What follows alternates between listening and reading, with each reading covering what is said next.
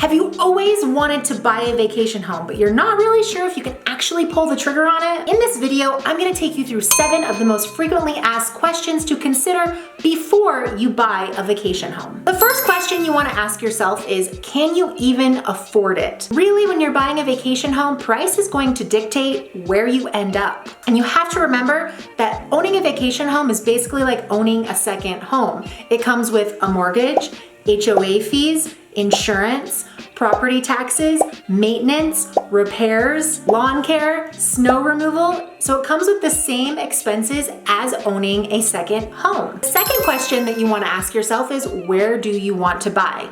If you're buying a vacation home, my bet is you're gonna wanna buy somewhere where you actually enjoy staying in it. There's no point in owning a vacation home if you don't like the area that you bought in. So you really need to look at, where do I even want to buy? Where am I going to want to enjoy living in? Is it something that you're going to want to retire in down the future? Is it a place for your family to enjoy? Is it something that you want generations to enjoy for the long haul?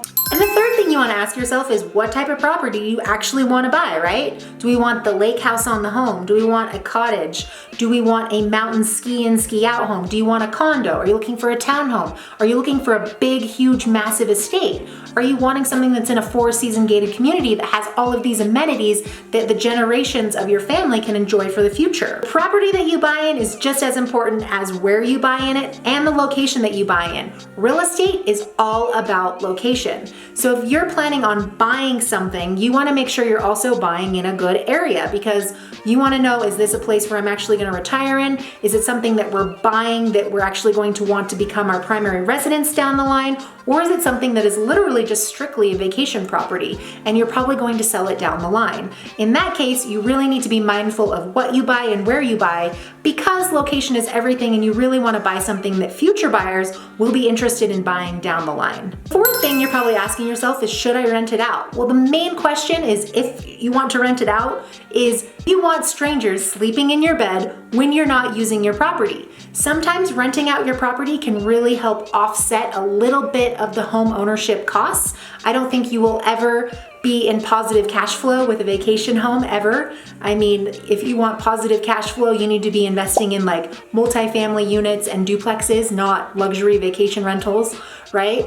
But if you rent it out, it does give you, a little bit of opportunity to offset some of the costs a little bit. Fifth question is, do you need a property management company?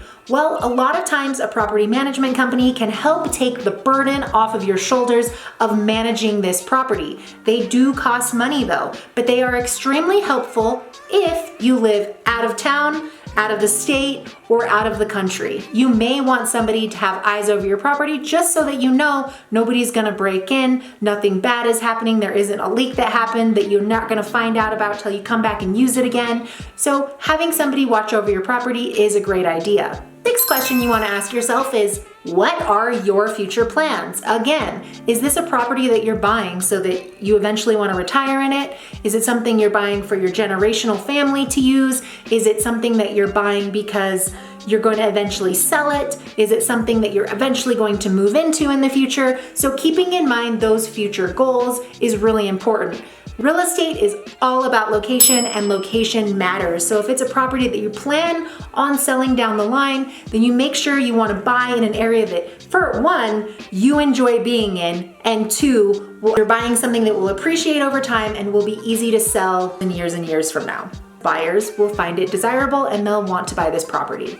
And the seventh thing you want to ask yourself is it right for you? Can you afford it? Second, that you go to your financial advisor. He's going to tell you, you're in the red, probably absolutely not. So what you have to remember is, a vacation home, a second home, is a return on lifestyle, not a return on monthly cash flow investment. It is an asset that will appreciate over time. And if you're somebody who's comfortable with renting it out and you're okay with strangers being in your house, when you're not using it, you might be able to offset the cost of ownership a lot. I know that there's a lot of people that don't even want people in their homes, right? It is just a second home for you and your family to enjoy. It is the return on lifestyle. You love coming here, and it's a place that you're going to enjoy using. So you need to ask yourself, right for you.